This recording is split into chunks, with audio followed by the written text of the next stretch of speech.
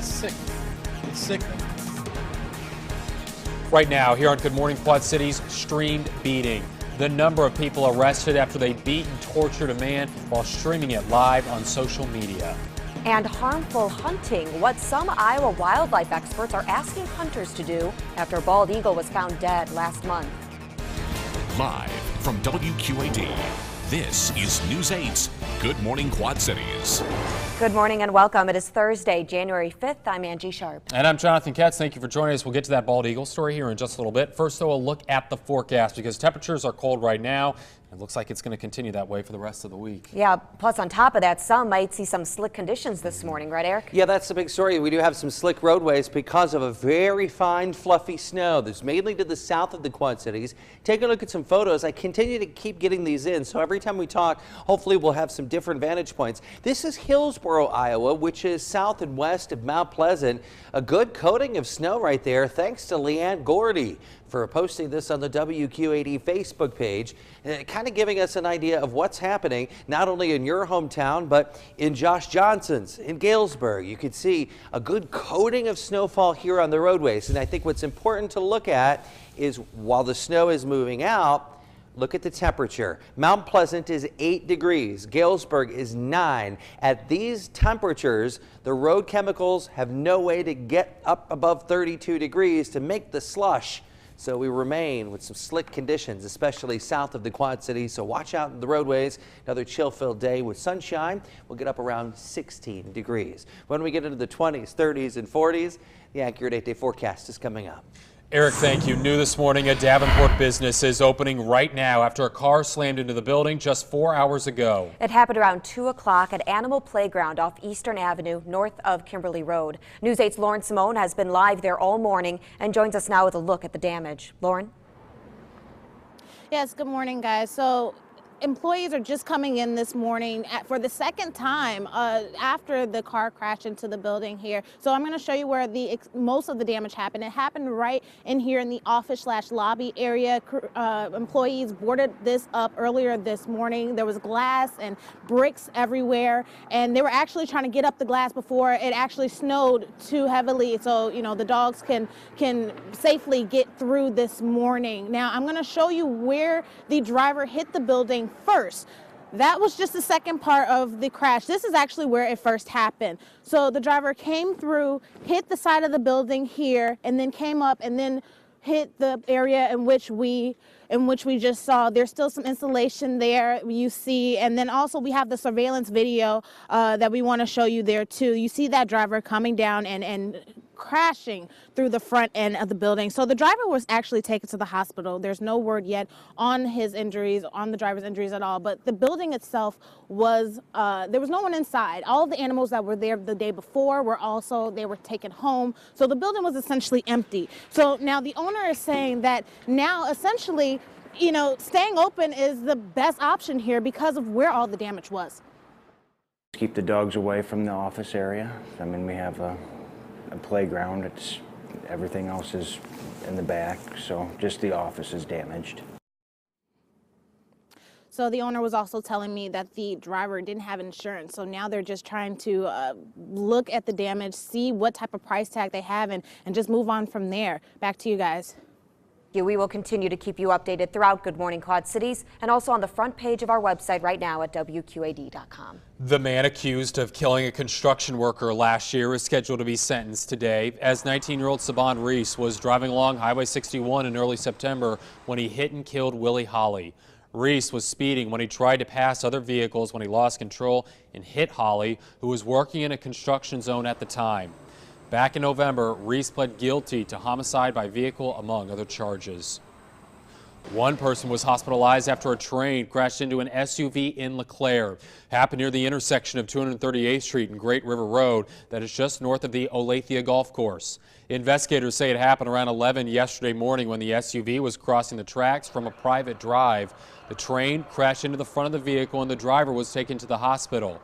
That person's name or condition has not yet been released. The son of an Iowa man who died after falling off a cliff is speaking out. 63-year-old Dan Carlisle was taking photos at Lost Lake Trail on New Year's Day when he accidentally fell over the edge. His son, Ben, says he and his father were originally part of a group of about 100 people taking part in the annual first day hike. But Ben and his father left the group and went their own way onto an unknown path. He just wanted to take a picture. It was a nice place to take a view of the river, because you got the river and it was pretty iced up. He stepped down onto a second rock, a shorter one that was off to the side, and lost his footing, and he went over. DNR officials are aware of the possible dangers posed by the overlook, but say park visitors are free to go where they choose. The park manager says at this point, no decisions have been made on implementing any safety restrictions to the trail. An Iowa prisoner has died after he was beaten to death by another inmate at the state's maximum security prison in Fort Madison. The incident happened back in October at the Iowa State Penitentiary. Documents obtained by the Associated Press say the deadly assault continued even though staff tried to stop it. It's believed to be the first homicide in an Iowa prison since 2010. Chicago police are investigating what they're calling an apparent case of torture that was streamed on Facebook Live. The video is a little disturbing, so it has been blurred. Police say 2 men and 2 women have been arrested after live streaming the brutal beating of that man. He was tied up and his mouth was covered as he was attacked. Police say the victim has mental health challenges and was possibly held against his will for up to 2 days. Chicago's police captain commended his team for stepping up when they saw something wrong. District officers encountered an individual and it didn't seem right, the situation. They saw clearly that this individual was in distress and he was in crisis. And they cared enough to do something about it. The victim is currently hospitalized in stable condition. Police say that victim and the 4 being questioned attend the same school, but did not elaborate. An Iowa Democrat is already looking ahead to the 2018 election and says he hopes his non-politician campaign strategy win over voting early. I'm very candid, I'm very transparent, I'm very fair. I believe these things are desperately needed at the Capitol and largely absent. I say what I mean and I mean what I say. Rich Leppold announced he's running for Iowa governor. Leppold is the former Department of Natural Resources director and lives in Huxley. Current Democratic Party Chair Andy McGuire and the party's U.S. Senate nominee Rob Hogg haven't publicly revealed whether they'll run for governor. Well, Republican Lieutenant Governor Kim Reynolds will take over for Governor Terry Branstad when he resigns to move to China for his new ambassador position. She has not said if she will run for re-election in 2018, but she's announced she has nearly $1.1 million stored up so far for her campaign. The death of a bald eagle is forcing an Iowa group to call for a change in hunting ammunition. The bird was found starving and struggling to breathe near Charles City last month.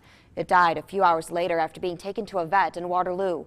The cause was found to be lead poisoning. A leader from Black Hawk Wildlife Rehabilitation says it only takes lead the size of a grain of rice to kill an eagle and asks hunters to use non-lead bullets to reduce the risk of another eagle dying. In the Quad Cities area, the bald eagle count is up slightly from last year. Every Wednesday, the Army Corps of Engineers at Lock and Dam 15 on the Rock Island Arsenal documents the eagle's behavior and updates the count. The data is then compared to past years. With temperatures dropping this week, experts expect to see even more bald eagles. You know, I grew up in Britain and don't really have anything quite as impressive as that. Lock and Dam 15. We saw 5 this morning. They were flying and very active. The Quad Cities will celebrate the 30th annual Bald Eagle Days this weekend. The event kicks off tomorrow at the QCCA Expo Center in Rock Island. It runs through Sunday. Now, your local traffic report, only on News 8's Good Morning Quad Cities. Time now for total travel as we're checking the road conditions every 15 minutes on Good Morning Quad Cities. The latest look at I-74, Spruce Hills Drive in Bettendorf. Illinois bound traffic looking okay, getting closer to the bridge. Iowa bound traffic heading to Spruce Hills Drive looking all right as well. Still to come, right here on Good Morning Quad Cities, off the tracks. What witnesses of yesterday's train derailment in New York are saying. Plus how long it will take investigators to determine a cause. And how this Texas grandmother was able to protect her home by turning the tables on an armed robber. New photos coming in with respect to the snowfall that we've seen overnight. I'll let you know if we're done with the snow and for how long. Your accurate forecast is straight ahead at 6:38.